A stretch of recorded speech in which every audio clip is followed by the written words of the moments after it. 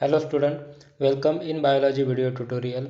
We are learning topic number 6, that is biomolecules.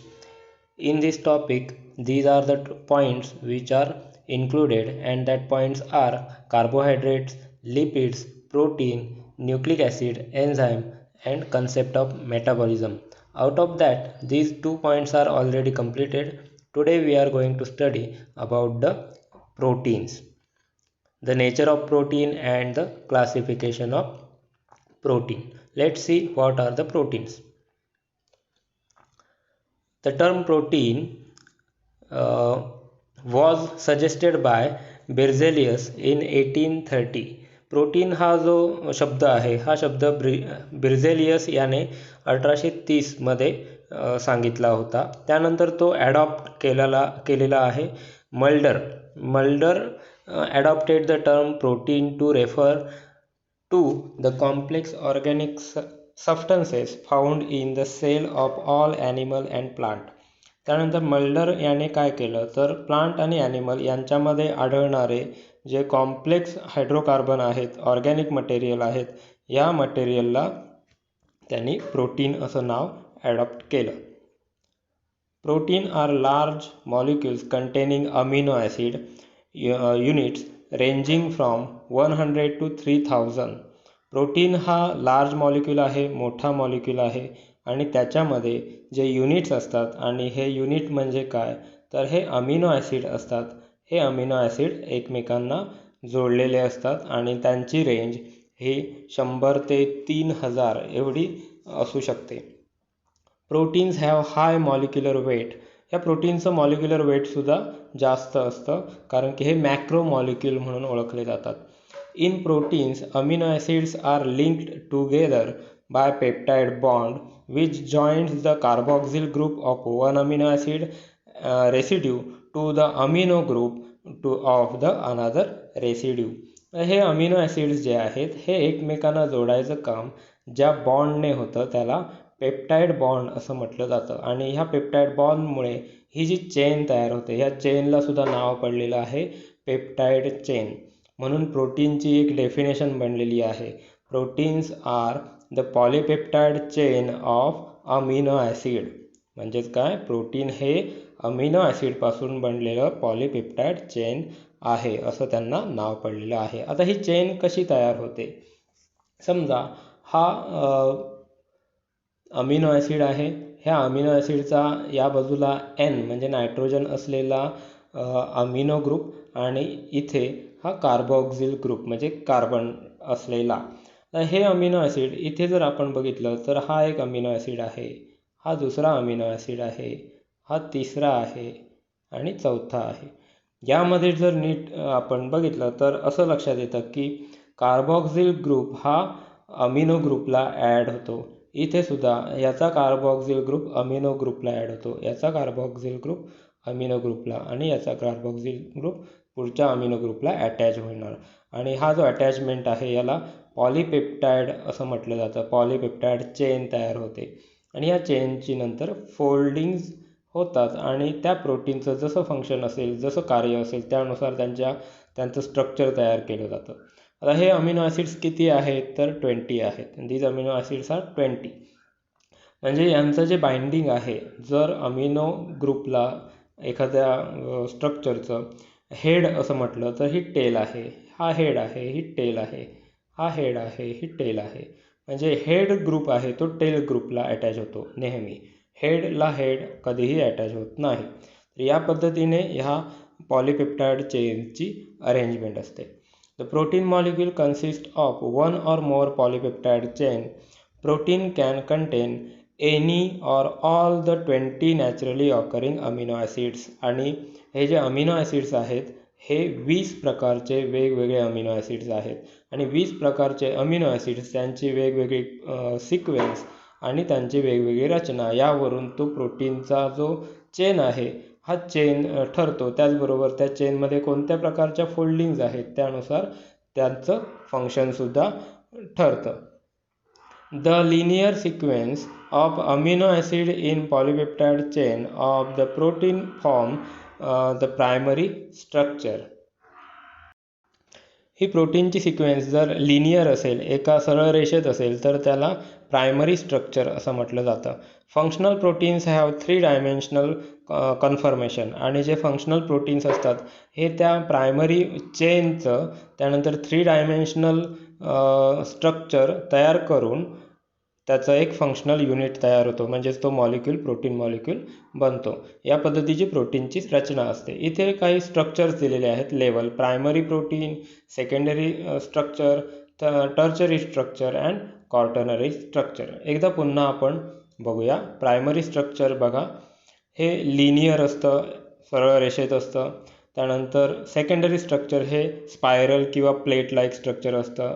Tertiary structure हे coiled असतं, आणि quaternary structure हे वेगवेगळे टर्चरी स्ट्रक्चर एकत्रित येऊन तयार केलं जातं. तर या पद्धतीने हे स्ट्रक्चर लेवल आहे प्रोटीन्सची. Some proteins such as the keratin of hair consist of polypeptide chain arrange like a spiral helix. Keratin की जे आपल्या हेअर्समध्ये असतात, हेअर्समध्ये केसांमध्ये असतात, हे केरेटिन प्रोटीन जे आहेत हे स्पायरली हेलिक्स प्रेझेंट असणारं प्रोटीन आहे. Such spirals are in some case right-handed called as alpha helix, in other case left-handed called as beta helix. हे जे हेलिक्स आहेत, हेलिक्स म्हणजे त्यांना असणारा जो फेरा आहे, त्याला बसणारे जे पीळ आहेत, हे जर फेरे राईट हँडेड असतील तर त्याला अल्फा हेलिक्स असं म्हटलं जातं, आणि लेफ्ट हँडेड असतील तर बीटा हेलिक्स असं म्हटलं जातं. The spiral configuration is held together by hydrogen bonds. आणि हे जे स्पायरल कॉन्फिगरेशन आहेत, त्यांना बसलेले जे फेरे आहेत, हे रचना होल्ड करून ठेवण्यासाठी मधले हायड्रोजन बॉन्ड्स जे असतात दोन वेगवेगळ्या अमिनो ॲसिड्समधले, तर हे हायड्रोजन बॉन्ड्स त्यांना एकत्रित बाइंड करून ठेवण्याला मदत करतात. The sequence of amino acid in polypeptide chain also determines the location of its bend or fold and the position of formation of hydrogen bond between the different portion of chain or between different chain.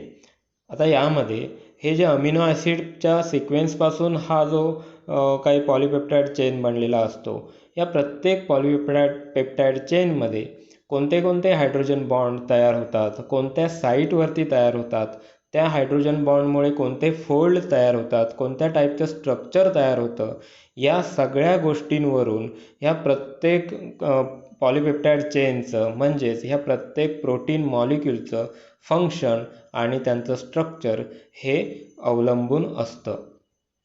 Due to formation of hydrogen bond peptide chain assume the secondary structure. आता primary structure आपण बघितलं की जे linear असतं, एका माळेप्रमाणे असतं. आता secondary structure आपण बघूया. इथे आपण प्रायमरी स्ट्रक्चरचेच काही भाग बघू शकतो. हा एक प्रायमरी स्ट्रक्चर आहे, तोच दुसरा, म्हणजे तोच वळून पुन्हा जरी इथे आला तरी तो स्ट्रक्चर ह्याला हायड्रोजन बॉन्डने बाइंड होणार. त्याचबरोबर सेम स्ट्रक्चर पुन्हा टर्न होऊन अजून हायड्रोजन बॉन्डने बाइंड होणार. म्हणजे ओव्हरऑल जर बघितलं तर ही एक प्लेट लाईक स्ट्रक्चर तयार होते. ह्यालाच म्हणायचं secondary structure. In some protein 2 or more peptide chain are linked together to intermolecular hydrogen bonds. Such as structures are called as plated sheet. यांना काय म्हणायचं? Pleated sheet. Pleated sheet structure is found in protein of silk fibre. आणि याचं उदाहरण म्हणजे काय, तर silk फायबरमध्ये हे प्लेटेड शीट आपल्याला बघायला मिळतात. आता हा जो आहे हा सिल्क फायबरचा एक फायबर आहे, आणि या फायबरमध्ये हे सेरिन नावाचे प्रोटीन आहेत. सेरिनमध्ये हे फायब्रिन ब्रिन्स आहेत, आणि हे फायब्रिन्स जे आहेत हे ब्रिन्स प्लेटेड शीटने बनलेले आहेत. आणि हे शीट जर ओपन केले तर या पद्धतीचे आपल्याला प्लेटेड शीट्स बघायला मिळू शकतात. So these are the plate sheet, and after that if we zoom out then this will be the structure. This is the structure exactly as this. So this is about the silk thread structure, and silk are made up by the plated sheet of the protein. In large proteins such as myoglobin and enzyme, peptide chains are much looped. जे मोठे proteins असतात, for example myoglobin किंवा एन्झाईमसारखे, त्यांच्यामधले जे chains असतात हे खूप गुंतागुंतीचे असतात आणि एकमेकांमध्ये लूप्ड झालेले असतात. लूप्ड म्हणजे वळणांचे किंवा गाठी बसलेले. Twisted, folded back on themselves due to the formation of disulphide bond. आता यांच्यामध्ये हे ट्विस्टिंग होते, फोल्डिंग होते, त्यांच्यामध्ये फेऱ्यांप्रमाणे काही ट्विस्ट आहेत, स्पायरल स्ट्रक्चर्स आहेत आणि हे जे स्ट्रक्चर्स आहेत हे पूर्णपणे डायसल्फाईड बॉन्ड म्हणजे दोन वेगवेगळ्या अमिनो ॲसिड्समध्ये जिथे जिथे सल्फर मॉलिक्यूल असतील हे सल्फर मॉलिक्यूल एकमेकांना डायसल्फाईड बॉन्डने बाइंड करून घेतात आणि ते या पद्धतीचं स्ट्रक्चर तयार करतात. Such loops and bend give the protein tertiary structure. आणि अशा लूपमुळे, अशा स्ट्रक्चरमुळे ह्याला टर्चरी स्ट्रक्चर असं म्हटलं जातं. आपण बघू शकतो या टर्चरी जरी आपण ह्याला म्हटलं तर ह्या टर्चरी स्ट्रक्चरमध्ये सेकंडरी स्ट्रक्चरसुद्धा इन्क्लूड आहे आणि प्रायमरी स्ट्रक्चरसुद्धा इन्क्लूड आहे. मात्र हे सगळे एकाच बाइंडिंगमध्ये आहेत, म्हणजे एकाच थ्रेडवरती तयार झालेले स्ट्रक्चर आहेत, म्हणून ह्याला टर्चरी स्ट्रक्चर असं म्हटलं जातं. Whereas in haemoglobin protein subunit are held together to form quaternary structure. आता क्वार्टर्नरी स्ट्रक्चरमध्ये काय होतं तर वेगवेगळे टर्चरी स्ट्रक्चर एकत्रित येतात. हा एक टर्चरी स्ट्रक्चर आहे, हा पाठीमागे एक आहे, हा एक वरच्या बाजूला एक आहे आणि हा पाठीमागे आहे. असे 4 वेगवेगळे स्ट्रक्चर एकत्रित आलेले आहेत. आणि हे जे उदाहरण आपण बघतोय हे हिमोग्लोबिनचं उदाहरण आहे. असा हिमोग्लोबिन की ज्याच्यामध्ये ऑक्सिजन ॲड केला जातो आणि पाहिजे तिथे नेऊन तो बाइंड ऑफ म्हणजे तो नेऊन सोडला जातो. तर हे जे स्ट्रक्चर आहे याला क्वार्टर्नरी स्ट्रक्चर असं म्हटलं जातं की ज्याच्यामध्ये 4 टर्चरी स्ट्रक्चर एकत्रित आलेले आहेत आणि एक ग्लोबिन तयार केलेला आहे.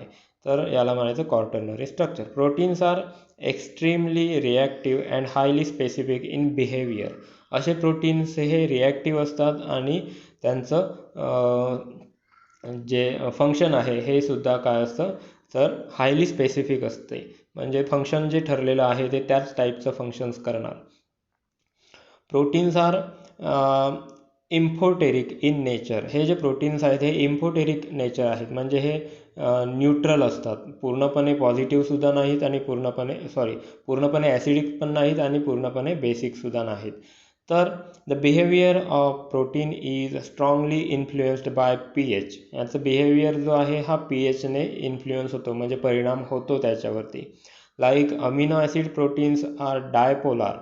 हे दोन्ही पोलारचे मॉलिक्युल्स आहेत, म्हणजे यांच्यामध्ये ॲनायनसुद्धा आहेत आणि कॅटआयनसुद्धा आहेत. आता पुढे आपण बघूया.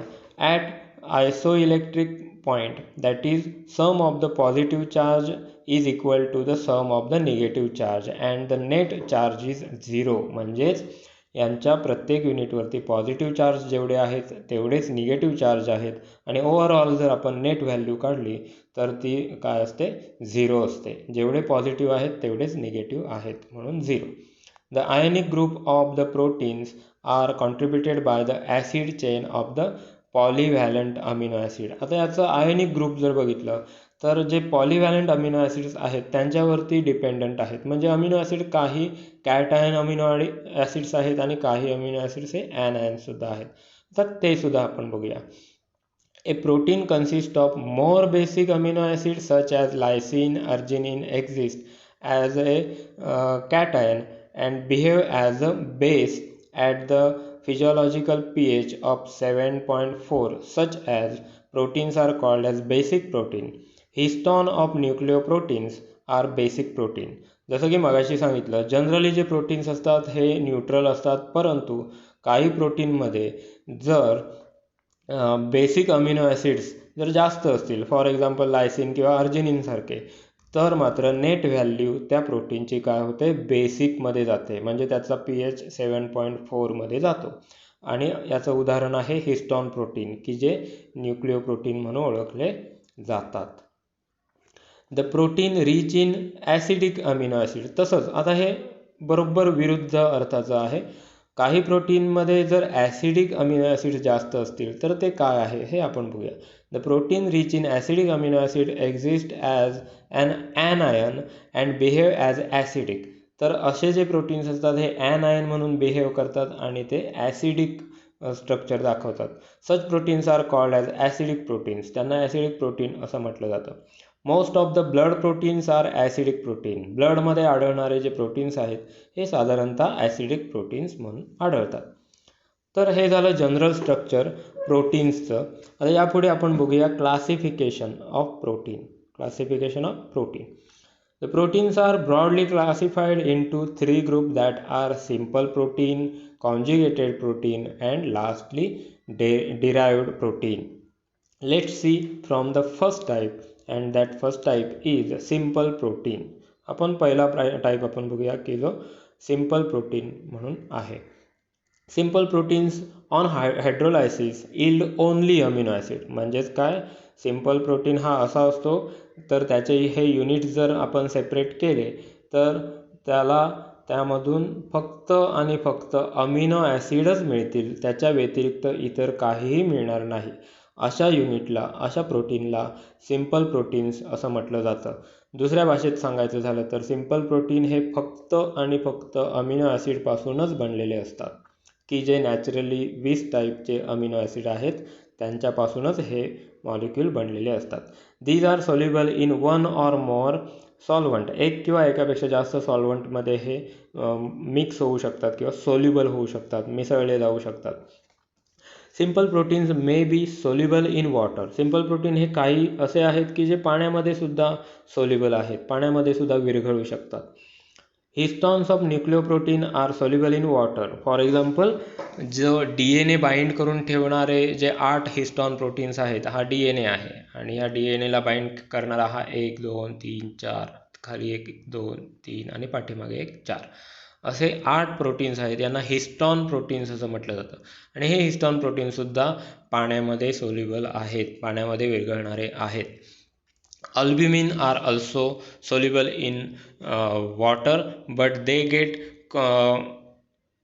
coagulated on heating. अल्ब्युमिन हा सुद्धा पाण्यामध्ये विरघळणारा आहे, परंतु ते पाणी जर गरम केलं तर ते पुन्हा कोॲग्युलेशन होतं, म्हणजेच त्यांच्या गुठळ्या तयार होतात, ते सॉलिडिफाईड होतं. Albumins are widely distributed. For example, in egg. Albumin हे एगमध्ये असतं. Egg albumin, serum albumin and legumelin of the pulses are albumins. म्हणजे एगमध्ये असणारा बुळबुळीत जो सेरम आहे त्यामध्ये, ब्लडमध्ये असणारा जो बुळबुळीत पदार्थ आहे ते सुद्धा अल्ब्युमिन आहे. आणि त्याचबरोबर लिग्युम्स म्हणजे शेंगा असणारे जे झाडं आहेत, प्लांट आहेत, या प्लांटमध्ये त्या शेंगा जर पाण्यामध्ये ठेवल्या तर त्यांच्यावरती सुद्धा बुळबुळीत पदार्थ आपल्याला सापडतो आणि तो सुद्धा काय असतो, लिग्युमेलिन नावाचं हे अल्ब्युमिन असतं. हे झालं पहिलं टाईप की जे सिंपल प्रोटीन होतं. आता आपण दुसऱ्या टाईपकडे वळूया. Let's turn towards the second type, and that is conjugated protein. Conjugated protein consists of simple protein united with some non-protein substances. The non-protein group is called prosthetic group, that is hemoglobin. आता इथे आपण बघूया. Last time आपण जे बघितलं simple protein, त्यामध्ये काय होतं की ते प्रोटीन फक्त आणि फक्त अमिनो ॲसिडपासून बनलेले होते. मात्र इथे हा एक मेजर फरक आहे. तो म्हणजे कोणता, तर हे प्रोटीन्स जे आहेत अमिनो ॲसिड असतातच आणि त्याच्या जोडीला नॉन प्रोटीन असणारे ग्रुपसुद्धा त्यामध्ये मिक्स असतात. म्हणजे हे थोडक्यात मिक्स टाईपचे प्रोटीन आहेत. यांना काय म्हणायचं, कॉन्जुगेटेड प्रोटीन्स. आणि जो ग्रुप मिक्स झालेला आहे, जो ग्रुप नॉन प्रोटीन आहे, त्याला प्रोस्थेटिक ग्रुप असं म्हटलं जातं. आणि त्याचं उदाहरण म्हणजे हिमोग्लोबिन जे इथे आहे. हिमोग्लोबिनचं कार्य काय, तर ऑक्सिजन मॉलिक्यूलला बाइंड करणे आणि तो ऑक्सिजन कॅरी करणे आणि दुसरीकडे वाहून नेणे. यामध्ये 2 युनिट आहेत. एक म्हणजे ग्लोबिन की जो प्रोटीन आहे आणि दुसरा आहे आयर्न ॲटम की जो नॉन प्रोटीनियस आहे, ज्याला प्रोस्थेटिक ग्रुप असं म्हटलं जातं. Globin is the protein and the iron containing pigment Hemi is prosthetic group. इथे बघा, हेमी म्हणजे ज्यामध्ये आयर्न कंटेंट आहे याला प्रोस्थेटिक ग्रुप म्हणायचं. आणि ह्या ज्या चेन्स आहेत, ह्या चेन्सला बीटा चेन, अल्फा चेन, ह्या अल्फाच्या 2 ग्रुप असतात आणि बीटाच्या 2 असतात. असे 4 प्रोटीनच्या चेन ह्या हिमोग्लोबिनमध्ये प्रेझेंट असतात. म्हणजे हिमी अँड ग्लोबिन ह्या दोघांचं कॉम्बिनेशन आहे, म्हणून त्याचं नाव आहे haemoglobin. Similarly nucleoproteins have nucleic acids as a prosthetic group. तसंच न्यूक्लिओप्रोटीनमध्ये सुद्धा त्या प्रोटीनच्या चेनबरोबर न्यूक्लिक ॲसिड्स ॲड झालेले असतात. जसं आणि ह्या न्यूक्लिक ॲसिड्सला प्रोस्थेटिक ग्रुप असं म्हटलं जातं. आणि ते सुद्धा एक उदाहरण आहे कॉन्जुगेटेड प्रोटीन्सचं. On this basis proteins are classified as glycoproteins and mucoproteins. आणि त्यावरून त्या प्रोटीनचं अजून एक क्लासिफिकेशन आहे ग्लायकोप्रोटीन आणि म्युकोप्रोटीन. ग्लायकोप्रोटीन म्हणजे काय, तर जे आपण कार्बोहायड्रेटमध्ये मोनोसॅकराईड, डायसॅकराईड आणि पॉलिसॅकराईड हे शिकलेले आहोत, त्या पद्धतीने इथे आपण बघू शकतो की प्रोटीन मॉलिक्यूल, या प्रोटीन मॉलिक्यूलला जर असे पॉलीपेप्टाइड चेन पॉली सॅकराईडची चेन म्हणजे की जी कार्बोहायड्रेट आहे, तर ह्या पॉलिसॅकराईडची चेन जर ॲड झाली तर ह्या एकत्रित स्ट्रक्चरला सुद्धा कॉन्जुगेटेड प्रोटीन म्हटलं जातं. आणि कॉन्जुगेटेड प्रोटीनमधला हा कोणता टाईप झाला, glycoprotein. Similarly if म्युकोप्रोटीन्स R there, म्हणजे म्युसिन नावाचा पदार्थ जर प्रोटीनला ॲड झाला तर त्याला म्युकोप्रोटीन असं म्हटलं जातं. Mucoprotein are carbohydrate proteins complex. For example mucin of the saliva and heparin of the blood. ब्लडमध्ये हेपेरिन नावाचं एक कार्बोहायड्रेट आहे, ते जर प्रोटीनला ॲड झालं तर त्याला सुद्धा कॉन्जुगेटेड प्रोटीन असं म्हटलं जातं. Lipoproteins are lipid plus protein complex. Lipoprotein जे आहे ज्यापासून सेल मेम्ब्रेन बनतं असं आपण सुरुवातीपासून ऐकत आलेले आहोत. त्या लिपिड स्ट्रक्चरला जर प्रोटीन बाइंड झाले किंवा लिपिड आणि प्रोटीन ह्यांचं मिक्सचर असेल तर त्याला लिपोप्रोटीन असं म्हटलं जातं. फॉर एक्झाम्पल इथे आपण बघू शकतो लिपिड, की जे लास्ट टाइम आपण शिकलेले आहोत, हे लिपिड्स आहेत. या लिपिड्सला हे ग्लायकोजन ॲड झालेलं आहे, म्हणजे ग्लायकोलिपिड्स त्याला म्हणायचं. तसंच यांच्यामध्ये हे एक प्रोटीन मॉलिक्यूल आहे, हा दुसरा प्रोटीन मॉलिक्यूल आहे, हा एक तिसरा प्रोटीन मॉलिक्यूल आहे, हा एक प्रोटीन मॉलिक्यूल आहे. तर हे जे कॉम्बिनेशन आहे ओव्हरऑल, या ओव्हरऑल कॉम्बिनेशनला काय म्हणायचं, lipoprotein, lipids plus protein. So this is the example of lipoprotein which forms the cell membrane. म्हणजे ही जी सेल आहे या सेलचा हा मेम्ब्रेन आहे. Then last point that is derived protein. Last type of protein, that is derived protein. These proteins are not found in nature as such. हे जे proteins आहेत हे नेचरमध्ये डायरेक्टली आढळत नाहीत. तर जे मुळात ऑलरेडी प्रोटीन मॉलिक्यूल आहेत, प्रोटीनची चेन आहे, ह्या चेनचं जर डायजेशन झालं तर ते डायजेशन झाल्यानंतर ज्या स्मॉल पेप्टाइड चेन्स तयार होतात छोट्या छोट्या, ह्या स्मॉल पेप्टाइड चेनला आपण काय म्हणायचं, derived protein. These proteins are derived from the native protein molecule on hydrolysis. म्हणजे जो मुख्य प्रोटीन मॉलिक्यूल असतो त्या प्रोटीन मॉलिक्यूलचं जर हायड्रोलायसिस केलं, म्हणजे ही समजा ही जी चेन आहे प्रोटीनची, या प्रोटीन चेनला जर हायड्रोलाइज केलं, त्याचे तुकडे झाले, तर त्यापासून जेवढे तुकडे तयार होणार आहेत हे तुकडे सगळे जे आहेत यांना काय म्हणायचं, derived protein. Metaproteins, peptones and are the derived protein. For example metaprotein हा एक आहे आणि पेप्टोन्स हे जे आहेत हे एक्झाम्पल्स आहेत डिराइव्ड प्रोटीनचे. तर आज आपण हे सर्व शिकलेले आहोत की पहिलं स्ट्रक्चर, डेफिनेशन, त्यानंतर function of the protein, and after that we have studied the classification of protein. In that classification 3 points are included. त्या क्लासिफिकेशनमध्ये 3 पॉईंट आहेत, सिम्पल प्रोटीन, कॉन्जुगेटेड प्रोटीन आणि डिराइव्ड प्रोटीन. प्रोटीनची अजून एक व्याख्या आहे, ती म्हणजे काय, proteins are building blocks of the body. म्हणजे कोणत्याही लिव्हिंग बॉडीची जर आपण केमिकल ॲनालिसिस केलं तर त्यांच्यामध्ये जास्त करून काय आढळतील, प्रोटीन आढळतील. आणि संपूर्ण बॉडी स्ट्रक्चर, संपूर्ण सेल स्ट्रक्चर हे जर ॲनालाइज केलं तर जास्तीत जास्त मटेरियल आपल्याला प्रोटीन्सचे मिळतात. म्हणून प्रोटीन्सला building block of the body असं म्हटलं जातं. तर हे आहे प्रोटीनबद्दल माहिती. Hope you have understand all about the proteins. आपण यामध्ये असणारे मुख्य मुद्दे विद्यार्थ्यांनी आपल्या नोटबुकमध्ये लिहून ठेवायचे आहेत. Whatever the main points are in this lecture, students are requested to note down that point in your notebook. Thank you.